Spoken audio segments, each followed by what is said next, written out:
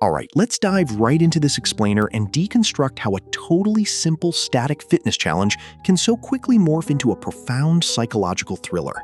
Seriously, it's a battle against time and the human mind. Because as it turns out, the real challenge here had almost nothing to do with raw core strength and absolutely everything to do with psychology.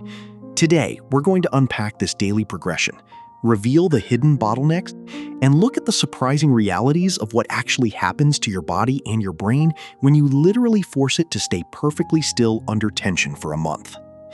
Now, you know how a normal minute feels, right? Like when you're just scrolling on your phone, a minute practically vanishes instantly. But when you are holding a plank, a minute feels fundamentally broken. See, as the physical effort suddenly spikes, your brain actively slows down your perception of time. The final 15 seconds of a heavy hold are going to feel significantly longer than the first 40 seconds combined. It's a literal physical distortion of reality. And the creator of this challenge set out to test this exact phenomenon, aiming for a clean 2-minute hold over 30 days. But to understand how they actually pulled that off, we have to look at exactly where they started. Just 23 seconds.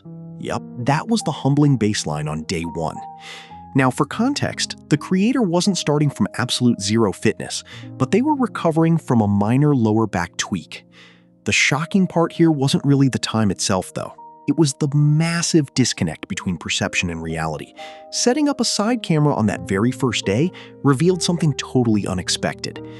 They actually thought they were holding a solid, rigid line. But in reality, their hips started sagging at just 18 seconds. Your physical form actually breaks long before your brain even registers the burn. And honestly, that realization forced a massive change in how this whole experiment was handled. So, to fix that massive reality gap from day 1, they had to lock things down. They established a strict, non-negotiable setup because, well, you can't manage what you don't measure accurately. This meant elbows directly under the shoulders, actively pressing the floor away, maintaining a long, neutral spine with zero fancy variations. But more importantly than the physical cues, they added serious environmental controls. They used a mirror to visually check form, an audio tracker that beeped every 10 seconds just to keep the mind anchored. And crucially, they did the plank at the exact same time every single day, 12:30 p.m. Taking that daily decision-making out of the schedule ended up mattering way more than they expected. But here's the thing, even with the perfect setup, human biology is just messy. Week 1 was absolutely not a clean upward line on a graph. Days 1 through 3 moved fast, jumping from 23 seconds up to 35. The creator actually felt super overconfident, basically assuming they'd easily hit their 2-minute goal by day 15. Well, then day 4 hit back. Hard. 45 seconds felt genuinely agonizing. That visible, violent shaking started. The hips desperately wanted to drop, and the shoulders started creeping right up toward the ears. And then, day 5 happens. They bailed at exactly 32 seconds. There was no injury, no physical failure. They just quit. And that mental sting really highlights how volatile those early adaptations are. I mean, have you ever quit a challenge? Not because your body gave out, but because your mind just said, nope. Okay, so moving into week 2, the notorious 1-minute wall started to budge, and they were holding clean form for up to 90 seconds. But wait, they didn't suddenly grow massive core muscles in 7 days. No. They experienced what's called neural gains. Basically, something in the brain just clicks. That visible, crazy shaking that everyone gets when they first start planking, it completely settled down by day 12. Their nervous system just needed 2 solid weeks to figure out what a plank even was. The body finally stopped fighting itself. As the creator so perfectly phrased it, the muscles just became less stupid about the movement, which meant way less wasted effort. But right when the physical shaking stopped, bam, day 14 hits and a massive new obstacle appears, the boredom wall. Remember, static holds totally magnify time.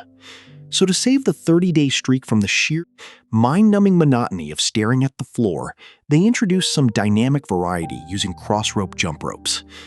And this is actually brilliant because it's complementary. Using a heavy jump rope actively forces your core to stay super tight and brace in the exact same way a plank does. If you don't brace, that heavy rope literally throws you off balance. Swapping to a light rope then builds rhythm and endurance without completely frying your central nervous system.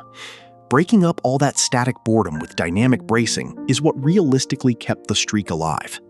So by day 18, they actually hit that coveted 2-minute mark, which is awesome. But they hit a totally unexpected physical wall, and it had absolutely nothing to do with their abs. The new bottleneck? Their shoulders. Years of working at a desk had left their stabilizer muscles drastically undertrained for this. To push past 2 minutes, they had to make some exact tactical adjustments, really pressing those forearms down and slightly forward, actively engaging the serratus muscles, keeping the neck long and pulling the ribs down. They also realized that this isometric hold stacked on top of sitting all day was aggressively tightening their hips, so they threw in a mandatory 30-second hip flexor stretch right after every single set. It just goes to show how small, deliberate adjustments make a massive difference. Let's fast forward a bit to day 26. Physically, the creator was fine. Mentally, completely fried. They were bored, annoyed, and totally ready to just pretend they forgot to do the plank that day. They tried all the classic mental tricks, right? Counting breaths, listening to hype music, visualizing a sunny beach. None of it worked. They noted, pretty accurately, that you can't meditate your way through a plank any better than you can meditate your way through a Monday. The only strategy that actually got the job done was radical acceptance. Just sit with the physical discomfort. Don't try to mentally escape it. Don't fight it. What gets you through the end of a grueling month isn't daily motivation. It's having a plan that you just execute, even when your brain is literally screaming at you to stop. And all of this intense mental and physical recalibration leads us right to the climax on day 30. Using the exact same setup as day 1, they decided to test their true absolute limit. At 1 minute and 30 seconds, their shoulders are steady and breathing is perfectly under control. By 2 minutes and 30 seconds, that little voice in their head is begging them to stop. But they hold the line. They finally collapse when their hips just start to drop at exactly 247 seconds. Think about that for a second. Going from 23 seconds to 247 seconds means they held that plank over 7 times longer than when they started. That is a staggering leap in raw time under tension. But here is the absolute best part. The unvarnished, slightly hilarious truth straight from the source. After 30 days of grueling daily isometric torture, what didn't change? Visible abs. Yep, the creator completely subverted expectations here, pointing out that after a month of planks, their stomachs still looked like, quote, it enjoys weekends. There was absolutely zero visible muscle growth. In fact, if their form slipped even a little bit during the month, their lower back would let them know incredibly loudly. The pain actually got worse before it got better. So if this whole ordeal wasn't a cosmetic transformation, what was the actual point? Well, the crucial point is that the real adaptations were entirely invisible. The most profound physical changes were all internal. Core bracing? It became completely automatic during other exercises. Their posture in daily life just improved effortlessly. Without them even having to think about standing up straight, deep core stability, meant they had way fewer energy leaks during dynamic movements, like when they were jumping rope. And interestingly, just to prove how specific these gains actually were, they tried a stability ball plank right after day 30, and it lasted an incredibly humbling 2 seconds.